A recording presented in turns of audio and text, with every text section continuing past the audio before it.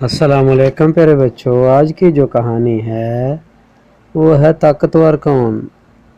انسان زیادہ طاقتور ہے یا ہم جیسے ننھے منھے پرندے؟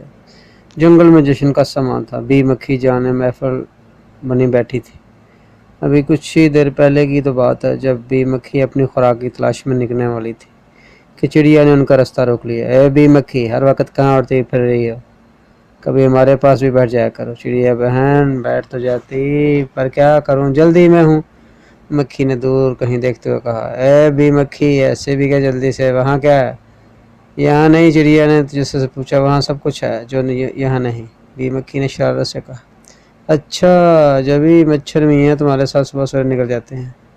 بہن مکھی میں بھی بتاؤں وہاں تمہیں کیا ملتا ہے؟ بڑی دیر سے خاموش بیٹھی فاختہ نے اشتیاق سے پوچھا۔ بی مکھی نے کہا، آج میں تمہیں بتا ہی دوں، ہم دونوں بہن بھائی یعنی میں اور مچھر بھیا صبح سویرے کہاں جاتے ہیں؟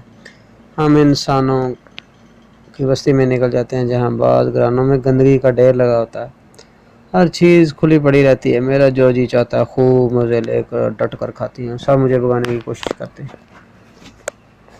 تو کوشش تو بہت کرتے ہیں لیکن اپنے برتن ڈھانپ کر اور جگہ کی صفائی کر کے نہیں رکھتے۔ نتیجہ یہ ہوتا ہے کہ اگر ایک جنا سے مجھے لڑایا جاتا ہے تو میں مزے سے دوسری سے مجھے جا بیٹھتی ہوں۔ گندے برتنوں میں میں خوب بن بناتی ہوں، لوگ مزے مزے کی چیزیں کھا کر بچا کھچا اور چھلکے گلی میں پھینک دیتے ہیں، جنہیں میں خوب مزے سے کھاتی اور اپنی جان بناتی ہوں۔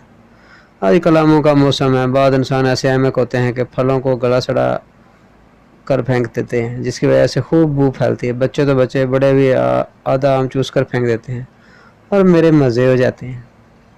مچھر بھیا میرا خوب ساتھ دیتے ہیں، انسانوں کا خون چوسنے میں مچھر بھیا کو بہت لطف آتا ہے۔ ٹھیلوں پر کھانے پینے کی مختلف اشیاء دیکھ کر میری رات ٹپکنے لگتی ہے، خاص کر بچوں کے اسکولوں کے پاس تو بہت ہی مزے آتے ہیں۔ بچوں کے لیے فروخت کی جانے والی کھانے کی اشیاء تو سمجھو میرا ہی راج ہوتا ہے، خوب بناتی ہوں، پھر جی بھر کر ان کا رس چوستی ہوں۔ میرے کئی اور ساتھی بھی میرے ساتھ موج اڑاتے ہیں۔ جب بچے ہماری چوسی ہوئی چیزیں کھاتے ہیں تو سخت بیمار پڑتے ہیں، خود بھی تکلیف اٹھاتے ہیں اور اپنے امی ابو کو بھی پریشان کرتے ہیں۔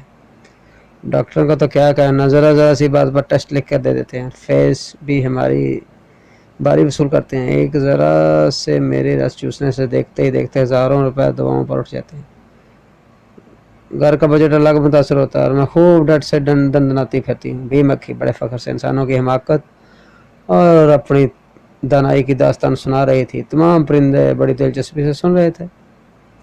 گہری سوچ میں ڈوبی بلبل نے کہا، بی مکھی، انسان اتنا طاقت ہو کر بھی تمہیں کچھ نہیں کہتا۔ بلبل کی حیرانی پر بی مکھی نے ذرا زوردار کہہ کر لگایا، طاقتور اور انسان، بھئی یہ اچھا مذاق کیا تم نے۔ لو سنو، یہ انسان بھی خوب ہوتے ہیں، پہلے خود ہی ہمیں دعوت دیتے ہیں، جب ان کے بلاوے پر ہم چلے جاتے ہیں تو بجائے مہمان نوازی کے ہمیں بگانے کی دھن میں لگ جاتے ہیں، لیکن کامیاب نہیں ہوتے، کیونکہ ہم میں ایک بہت ہے، ہم میں کوئی یہ نہیں کہتا کہ یہ میرا ہے وہ تیرا ہے، جو بھی ملتا ہے مل بانٹ کر کھاتے ہیں، اور لالچی انسان اس کا بس چلے تو سب کا مال ہڑپ کر جائے۔ ایک دوسرے کو نیچا دکھانے کے چکر میں انسان خود کو کمزور کرتا چلا جاتا ہے، اور ذرا سی بات پر ایک دوسرے کو جان سے مار دینا انسانوں کے لیے معمولی بات ہے۔ پھر تم ہی کہو بلبل، انسان طاقتور کیسے ہو سکتا ہے؟ کوئل بولی، یہی تو میں کہہ رہی ہوں کہ انسان کے قول و فعل میں تضاد ہوتا ہے، صفائی کی اہمیت بھی جانتا ہے اور غلاظت کے ڈھیر بھی لگاتا رہتا ہے، گندگی کے نقصانات اٹھانے کے باوجود اپنی حرکتوں سے باز نہیں آتا۔ حالانکہ یہ بات وہ ہم سے بہتر جانتا ہے کہ عمدہ صحت کے لیے صفائی بہت ضروری ہے، اتنی ضروری ہے کہ جتنا زندہ رہنے کے لیے تازہ ہوا اور سانس لینا۔ اور مچھر بھیا نے تو کئی انسانوں کو خون چوس کر انہیں ملیریا میں مبتلا کر دیا، مگر انسان اتنا بے بس کہ وہ ذرا سے مچھر کو قابو نہیں کر سکتا۔ اب تم ہی بتاؤ کوئل بی کہ انسان طاقتور یا ہم جیسے ننھے منھے پرندے اور اشاعت لفظ؟ بی مکھی نے بڑے گھمنڈ سے اپنے ساتھیوں سے مخاطب ہو کر پوچھا، اور خود ہوڑ سے اڑ کے کھجوروں کے ٹھیلے پر جا بیٹھے، پر اس کی کل سے نظر تھی، لیکن میٹھے میٹھے آموں کو چھوڑنا ہی نہیں چاہ رہی تھی۔ اب موقع ملا تو وہ کیوں ہاتھ سے جانے دیتی؟ بی مکھی نے سوال تو اپنے ہاتھوں سے کیا تھا، مگر تم بتاؤ بچوں، کیا تم بی مکھی کا گھمنڈ خاک میں ملا سکتے ہو؟ ہاں، اگر ہاں تو کیسے؟ یہ فیصلہ تم پر چھوڑا، لیکن فیصلہ کرنے میں دیر نہ کرنا، ورنہ